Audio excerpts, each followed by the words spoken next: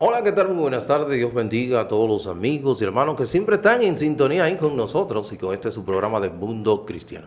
Que les habla su amigo y hermano Arturo Peguero, quien estará compartiendo con todos ustedes en el día de hoy. Renacidos en el mundo, pero no del mundo, Carlos Ávila. Así es, Arturo, feliz como cada lunes compartiendo con nuestras audiencias, con nuestra audiencia y contigo también, Arturo, y las personas que nos escuchan en la radio, en YouTube. Así es, este tema que estaremos tratando en unos instantes, renacidos en el mundo, pero no del mundo, en unos instantes estaremos hablando, diciendo con relación a ello. Queremos también decirle a todos ustedes que este programa es el órgano oficial de la Iglesia de Dios de la Profecía, que está ubicada en La Espaillat, número 86. La misma está pastoreada por nuestro hermano Alvin Carrasco y nosotros tenemos culto los días domingo, a partir de las 9 de la mañana. A partir de las 9 de la mañana nosotros tenemos culto y luego ya a partir de las 11 tenemos servicio de acción de gracias. Entonces ya los días martes, verdades bíblicas, los jueves tenemos culto a partir de las 7 de la noche y los días sábado, los jóvenes están los sábados a partir de las 6:30 de la tarde. Esas son informaciones. También usted quiere sintonizarnos a través de, puede hacerlo a través de Ismavisión, que estamos en el 54 para toda la región este, en la cablera de Aster y la cablera de Blue Telecom para Punta Cana y Bávaro. Ahí usted puede sintonizarnos en el 74 y a través de Mundo Cristiano IDP. Y si usted se encuentra en cualquier parte del mundo, ¿verdad?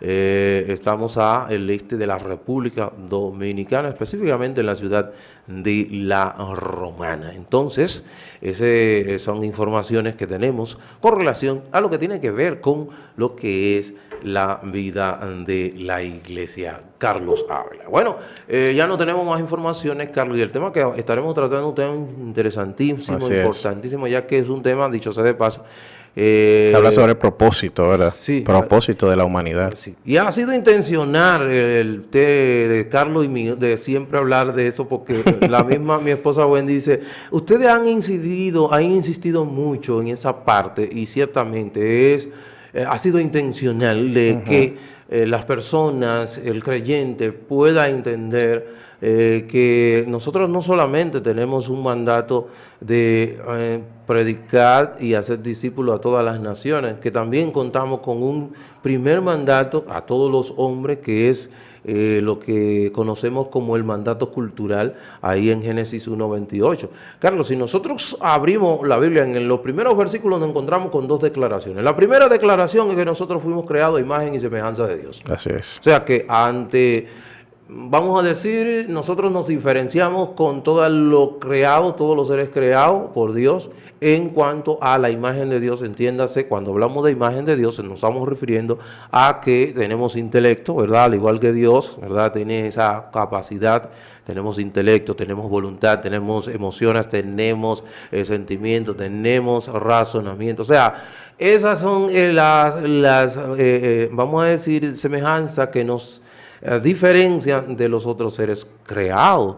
Y esa es la primera declaración en 1:26 y 27. Y si seguimos leyendo y nos vamos al 1:28, entonces ahí nos dice que Dios le da lo que llama lo que es conocido como el mandato cultural, que le da al hombre, a ese hombre recién creado, la tarea de que tenía que cultivar y cuidar la tierra. Así es. Entonces, el cultivo no solamente se enmarca en lo que es el área agrícola, sino todo lo que tiene que ver con el florecimiento de esa creación que Dios la puso en la mano de ese hombre. Entiéndase el arte, entiéndase la ciencia, entiéndase crecimiento, el crecimiento social. Exactamente. En todas esas áreas, Dios nos llamó a nosotros a que debíamos nosotros beneficiar a la creación.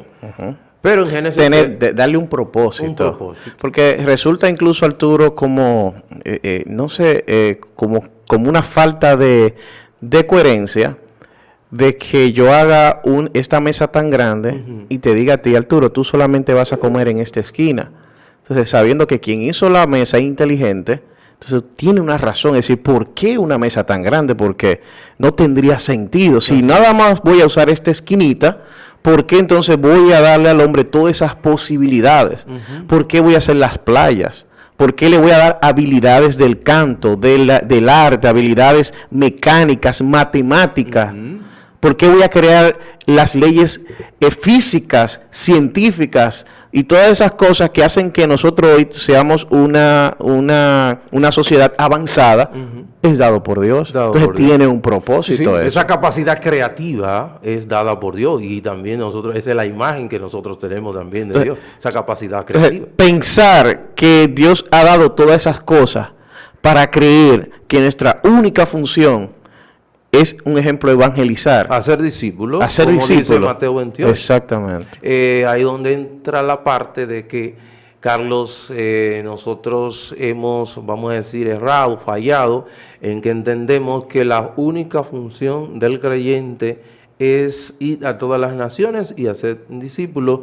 Y tanto el mandato cultural de Génesis 1:28 como la gran comisión de Mateo 28 tienen relevancia. Son mandatos divinos y ambos por igual debemos cumplir. Y hay más mandatos. Ciertamente. Hay otro mandato, porque entonces, si ya no entramos a desarrollar el funcionamiento del ser humano, y voy a poner uno rápido para que entiendan. Es decir, el padre tiene la responsabilidad de mantener a su familia. Cierto. Dejar dicho que cuando esa entra en, vamos a decir, en nivel de importancia, no hay tal diferencia. Cada una son importantes, todos tenemos que hacerlo relevante ante Dios. Ciertamente, lo que pasa es que ese mandato cultural entra ahí todo lo que tiene que ver con lo que es mi comportamiento. El comportamiento del papá, porque dice que fructificar, te está diciendo, o sea, henchir la tierra, también dice que rija, o vamos a decir que pueda, que someta la tierra a lo creado, de los peces, las aves,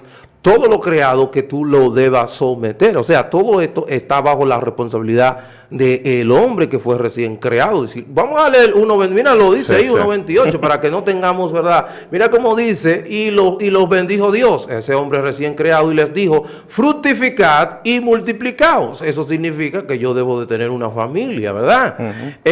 Llenad la tierra y sojuzgadla, y señoread en los que los peces del mar, en las aves de los cielos, en todas las bestias las aves de los cielos y en todas las bestias que se mueven sobre la tierra. Eso es el llamado mandato cultural. Entiéndase que yo tengo la responsabilidad de hacer florecer a este planeta por medio del talento que Dios me ha dado y beneficiarlo mientras me encuentro. Que no necesariamente entre dentro del índole eclesiástico.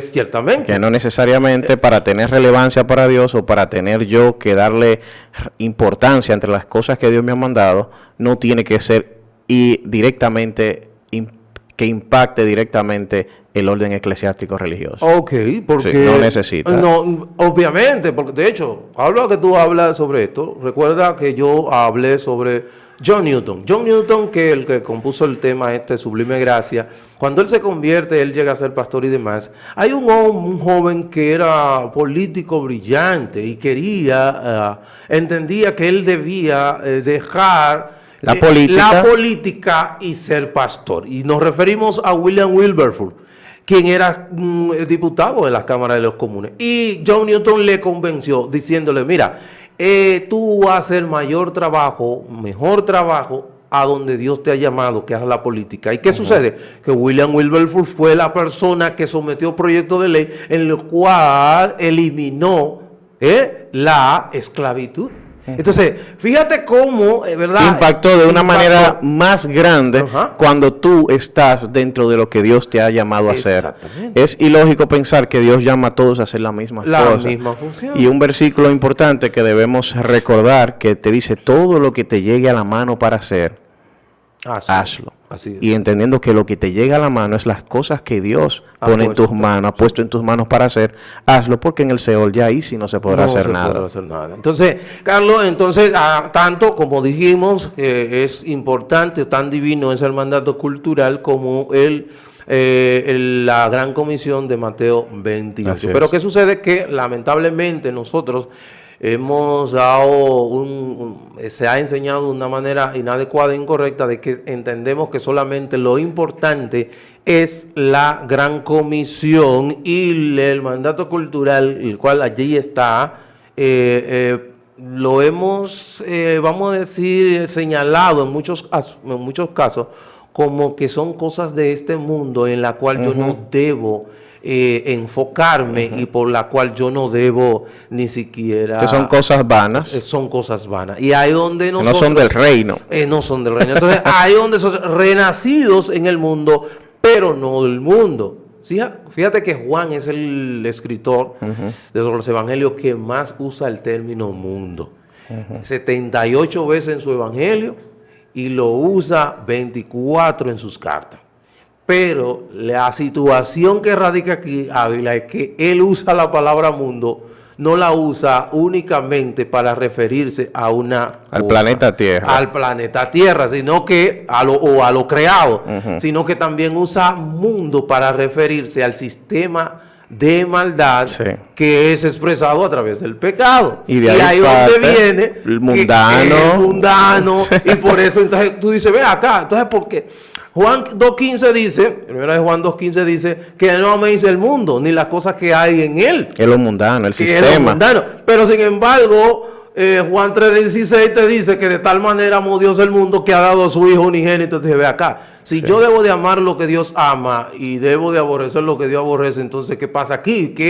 ¿A qué se está refiriendo? Bueno, cuando aquí se está hablando de tal manera amó Dios al mundo, es de tal manera que la creación. A la creación, a lo que Dios creó. Y cuando habla en Juan 2.15, primero Juan 2.15 se está refiriendo al sistema de maldad que se manifiesta a través del pecado y todas las cosas malas que se hacen allí. Entonces, esa es la idea cuando decimos renacido, porque es volver a nacer, es la palabra renacer, renacido en el mundo, pero no del mundo. No pertenecemos a ese sistema de maldad y nosotros no estamos regidos por ese sistema que rige a las personas que no conocen al Señor. Así es.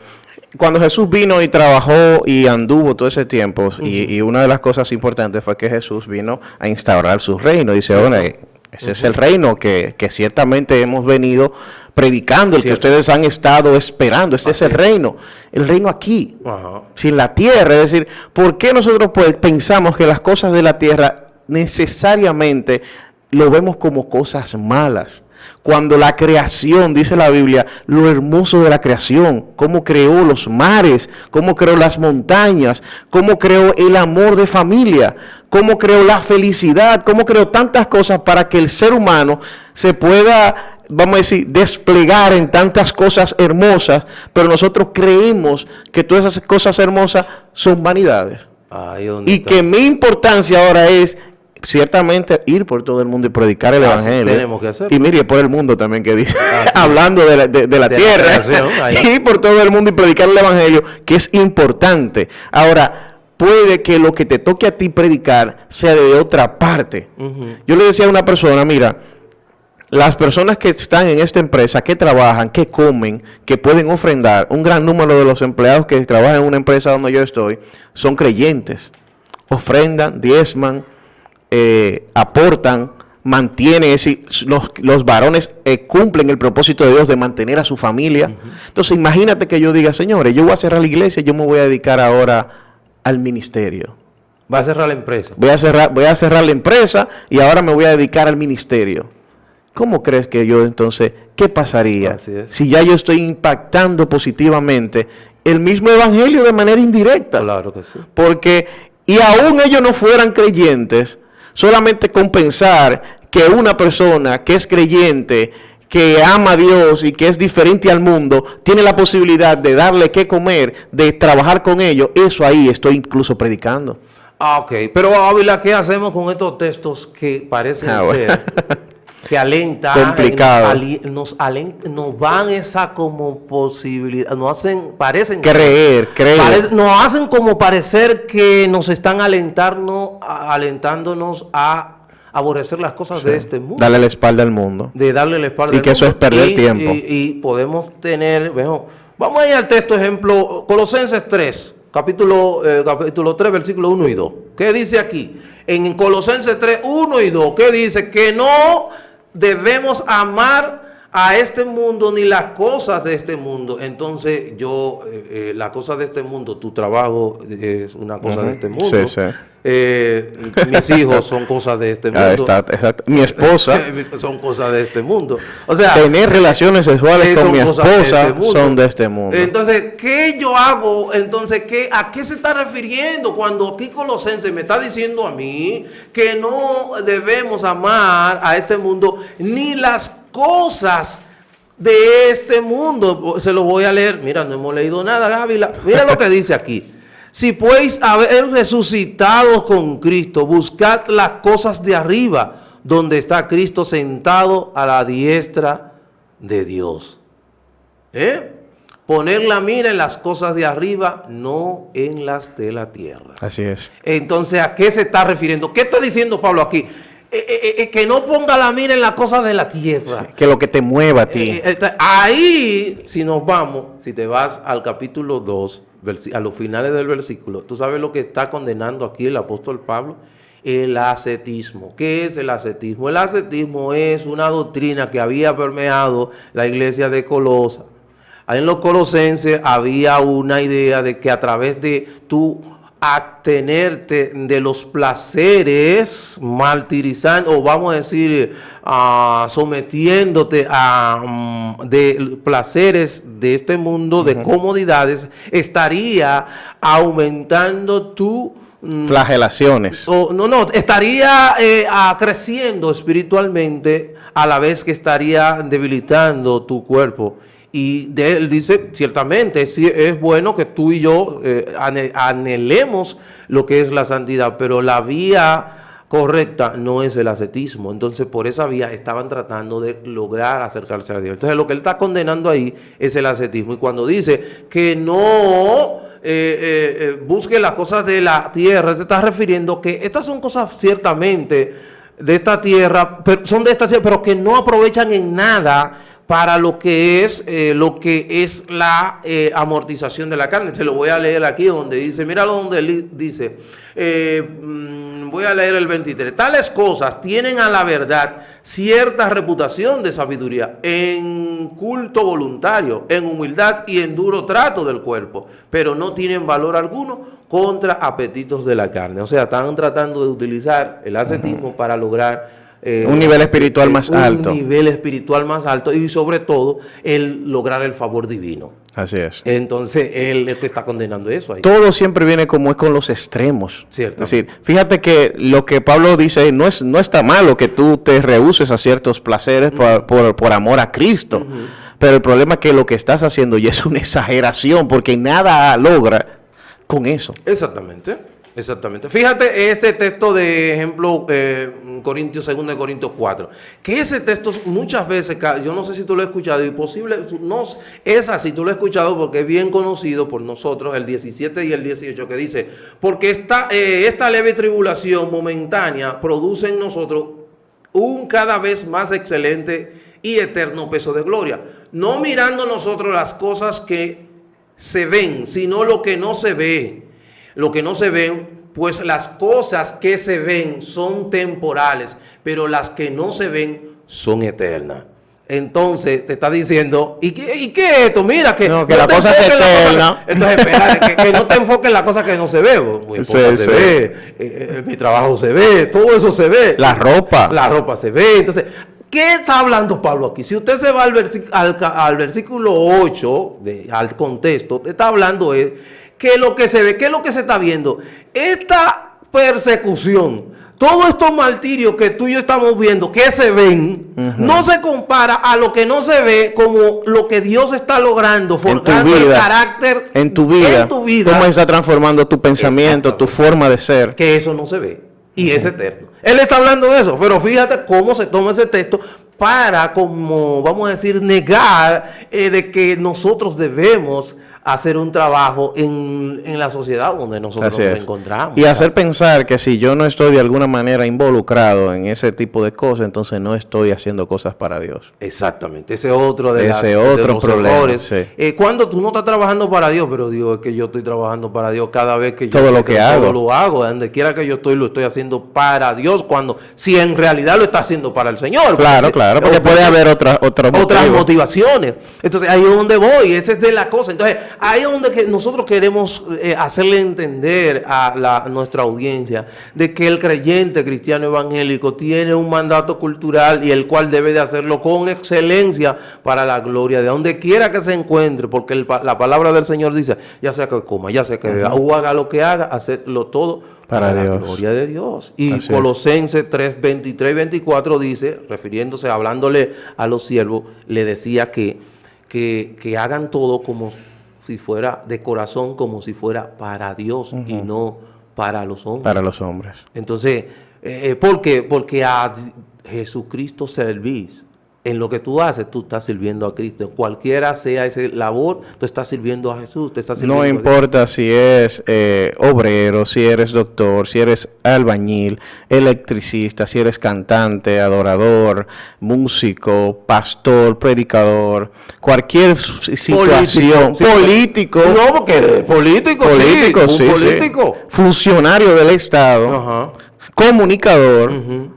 Si Dios puso ese talento en ti es para que lo uses. Para que lo uses para su gloria. Y en esa posición en la cual tú estás, debe proyectar la gloria de Dios. Proyectando la gloria de Dios, ¿qué tú crees que estás haciendo? Un gran beneficio. Por estos micrófonos, estas redes, ¿quién la creó?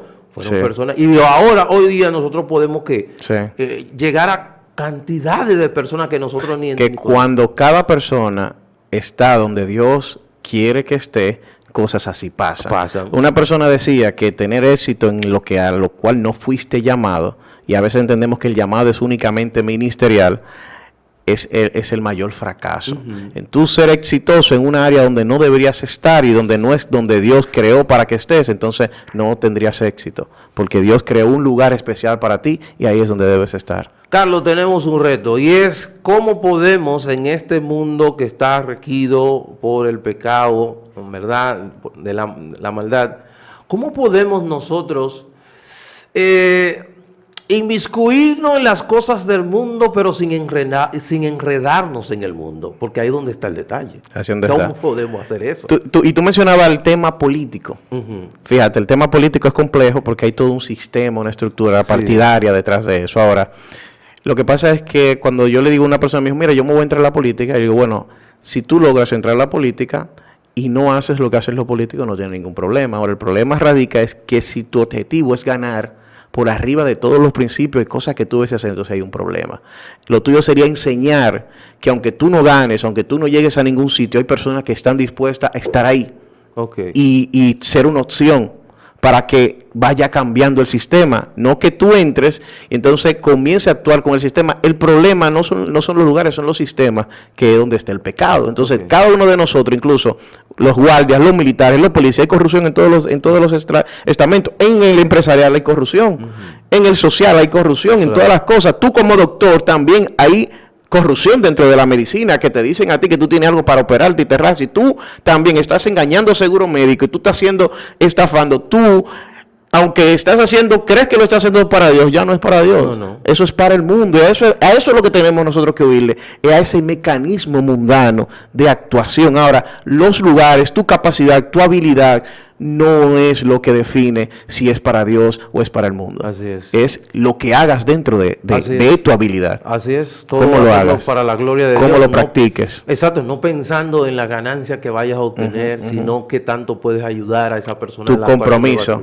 Compromiso. Exacto. Ese es el compromiso. Y cuando nosotros lo hacemos de esa manera, vamos a impactar a esa sociedad que está a nuestro alrededor y seremos una iglesia relevante, ya que muchas personas inmediatamente comenzarán a identificarse con ese creyente que está en ese lugar de trabajo, ese plomero que no hace lo que hace el otro plomero, que no roba piezas ni te pone de más, que hace un trabajo excelente de calidad porque es cristiano. Exactamente. Ahí donde está aquel ebanista, que el radiotécnico, que el electricista, el ingeniero, que el médico. Cada uno hace la función para la gloria de Dios. Carlos Ávila, vamos a ver los resultados. Y recuerde que nosotros tenemos no solamente tenemos la gran comisión de Mateo 28, sino tenemos también este gran mandato el mandato cultural de Génesis 1:28, de que nosotros debemos producir cultura. Cultura es hacer florecer, beneficiar con mi talento, con el talento de Carlos,